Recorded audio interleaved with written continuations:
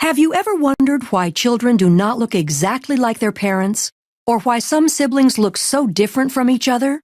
The answer lies in the process of meiosis, which generates the gametes for reproduction. Meiosis is the process by which haploid cells are produced from a diploid cell. For this to occur, the chromosomes must be correctly sorted and distributed in a manner to create genetically unique cells with half the number of chromosomes as the original cell. Meiosis occurs in special cells called germ cells within the gonads of males and females. For the successful reduction in the number of chromosomes to occur in the new haploid daughter cells, 2 rounds of divisions are necessary. These divisions are termed meiosis I and meiosis II. Although the processes of mitosis and meiosis look similar, there are a few major differences. One obvious difference is that mitosis results in 2 diploid daughter cells, and meiosis results in 4 haploid cells. As in mitosis, meiosis begins after a cell has successfully completed the G1, S, and G2 stages of interphase. During the S phase of interphase, the DNA is replicated, producing 2 copies of each chromosome called sister chromatids. The paired centrioles in the cytoplasm duplicate and begin extending microtubules that will form the meiotic spindle. Sister chromatids remain attached at the centromere and condense as the cell enters prophase I of meiosis. Up to this point, the cell looks similar to mitosis, but 2 events occur in meiosis that do not occur in mitosis and lead to genetic diversity. The first event occurs during prophase I, when homologous pairs of sister chromatids lie side by side in a process called synapsis, forming a tetrad or bivalent.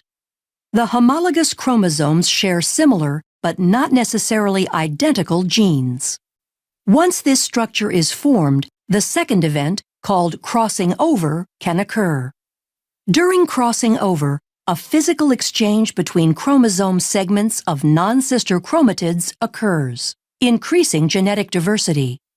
Prophase I concludes with the fragmentation of the nuclear envelope as the duplicated centriole pairs move to opposite poles of the cell. As they move, the centrioles extend spindle fibers forming the meiotic spindle. In prometaphase I, with the paired centrioles in place, the meiotic spindle is fully formed. The sister chromatids attach to the spindle fibers by their kinetochores. Here, another key difference between mitosis and meiosis occurs.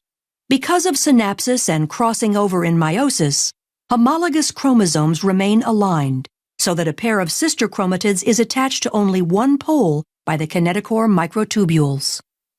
In mitosis, each sister chromatid is attached to a spindle fiber. The fibers originate from opposite poles. During metaphase I, bivalents randomly align along the metaphase plate. Due to independent assortment, this alignment is random and adds to genetic diversity. In anaphase I, the homologous chromosomes separate and move toward opposite poles. Meiosis I ends with telophase I, when the chromosomes decondense and the nuclear envelope reforms. Cytokinesis separates the cytoplasmic material, and the 2 daughter cells are separated by a cleavage furrow. Since the final product of meiosis I is 2 haploid cells, meiosis II begins without the chromosomes going through another round of DNA replication. Centrioles again duplicate and begin moving to opposite poles of each cell. In prophase II, the sister chromatids condense while the spindle starts to form as the nuclear envelope disappears. In prometaphase II, the sister chromatids attach to the spindle by kinetochore microtubules, with sister chromatids attached to opposite poles. The spindle aligns the sister chromatids along the metaphase plate during metaphase II. During anaphase II, sister chromatids separate and individual chromosomes move toward the poles. The entire process ends with telophase II, as the chromosomes decondense and the nuclear envelope reforms. Cytokinesis occurs, and cleavage furrows separate the 2 daughter cells into 4 haploid daughter cells.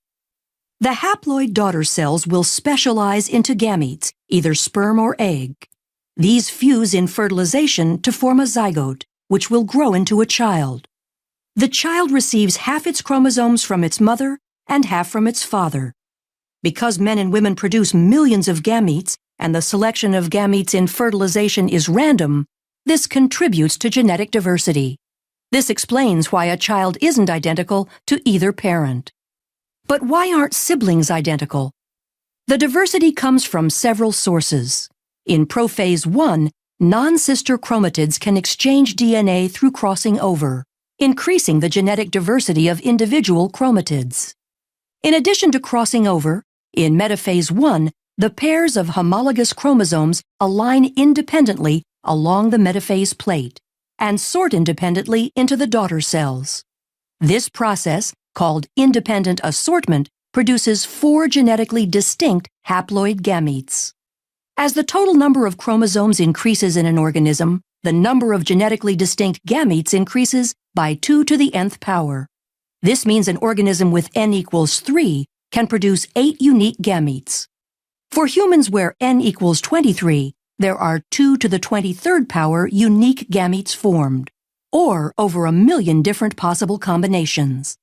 The combination of independent assortment, crossing over, and the random pairing of gametes during sexual reproduction increases genetic diversity and explains why a child will not look exactly like his or her parents or siblings.